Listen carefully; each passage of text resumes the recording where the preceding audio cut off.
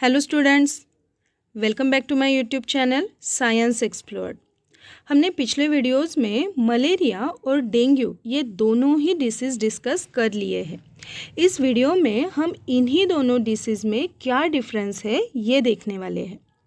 Malaria और dengue के separate videos अगर आपको मेरे साथ डिस्कस करने हैं तो मेरे यूट्यूब चैनल पे आपको ये वीडियोस मिल जाएंगे, या फिर यूट्यूब सर्च में जाके टाइप कीजिए मलेरिया या डेंगू बाय साइंस एक्सप्लोर्ड। चलो फिर देखेंगे malaria versus dengue. Both disease are acute, chronic and infectious disease that might even lead to death of a person। अब एक्यूट और क्रोनिक डिसीज़ क्या है, अगर इसकी जानकारी आपको चाहिए तो मैंने डिस्क्रिप्शन बॉक्स में इसकी लिंक प्रोवाइड की है, तो इसे आप वहाँ पे देख सकते हो। Both disease caused by mosquito, तो मॉस्किटो के काटने से ये दोनों ही डिसीज़ होते हैं। बट मलेरिया और डेंगू कॉज करने वाले जो मॉस्किटो होते हैं वो दोनों ही अलग स्पेसिस के होते हैं। तो मलेरिया ये इन्फेक्टेड फीमेल एनोफिलीज मॉस्किटो के काटने से होता है। यहाँ पे मैंने उसका पिक्चर भी दिखाया है।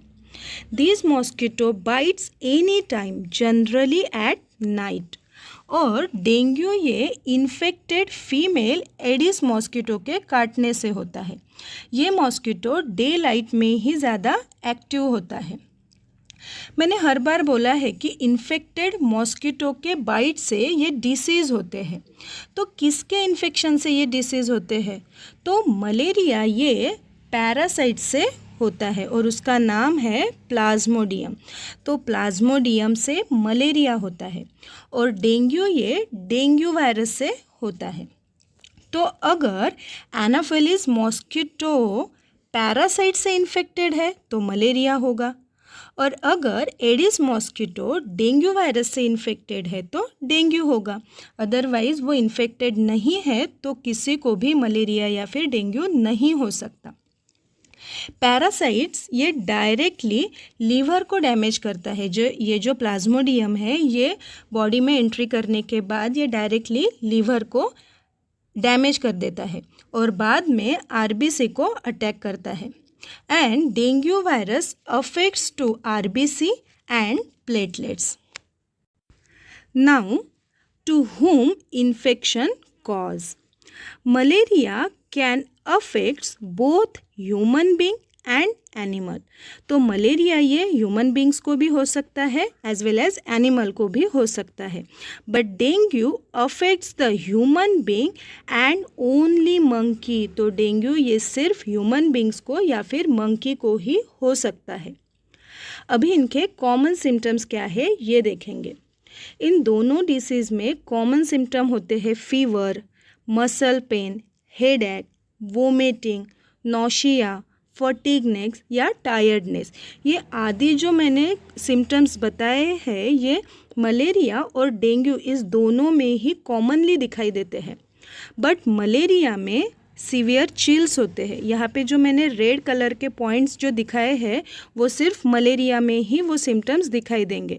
तो severe chill, heavy sweating at time, non stop dry cough and loose motion and runny stool. तो ये लास्ट वाला जो सिम्टम है ये किसी पेशेंट में दिखाई देते हैं तो कभी कभी वो नहीं दिखाई देते। बट ये जो चारों मैंने रेड कलर के सिम्टम्स दिखाए हैं वो जनरली मलेरिया में ही दिखाई देते हैं। और डेंगू में high fever, pain behind the eyes, skin rashes and sudden drop in platelet. तो ये जो सिम्टम है ये डेंगू के हैं। अब किसी को मलेरिया हुआ है या फिर डेंगू हुआ है ये कैसे डायग्नोस करते हैं? तो मलेरिया में मलेरिया रैपिड डायग्नोस्टिक टेस्ट की जाती है और डेंगू में इलाइजा टेस्ट की जाती है। उसका लॉन्ग फॉर्म है एंजाइम लिंक्ड इम्यूनोसॉर्बेंट असे। और लास्टली यहाँ पे मैंने ये दोनों मॉस्किटो में क्या डिफरेंस होता है ये इन डिटेल में दिखाया है। तो ये जो पहला वाला मॉस्किटो है एनोफिलस मॉस्किटो, इससे मलेरिया होता है और एडिस मॉस्किटो के काटने से डेंगू होगा। बट ये दोनों ही मॉस्किटो इन्फेक्टेड होना चाहिए। तो ये मलेरिया के लिए पैरासाइट से इन्फेक्टेड होना चाहिए और डेंगू होने के लिए वायरस से ये मॉस्किटो इन्फेक्टेड होना चाहिए। तो ये जो पहला वाला मॉस्किटो है ये इंडोर एंड आउटडोर बाइट कर सकता है और ये इंडोर बाइट्स करते हैं। ये नाइट बाइटिंग पैटर्न दिखाते हैं, ये डे बाइटिंग पैटर्न दिखाते हैं। अब इसको डिटेल में अगर आपको देखना है तो आप ये पूरा चार्ट पढ़ लीजिए। तो आज हमने मलेरिया और डेंगू में क्या डिफरेंस होते हैं, उनके बेसिक क्या डिफरेंस पॉइंट है वो आज हमने डिस्कस कर लिए हैं। अगर ये वीडियो आप लोगों को समझ में आया है तो लाइक कीजिएगा और ये वीडियो सबके साथ शेयर कीजिएगा। Thank you.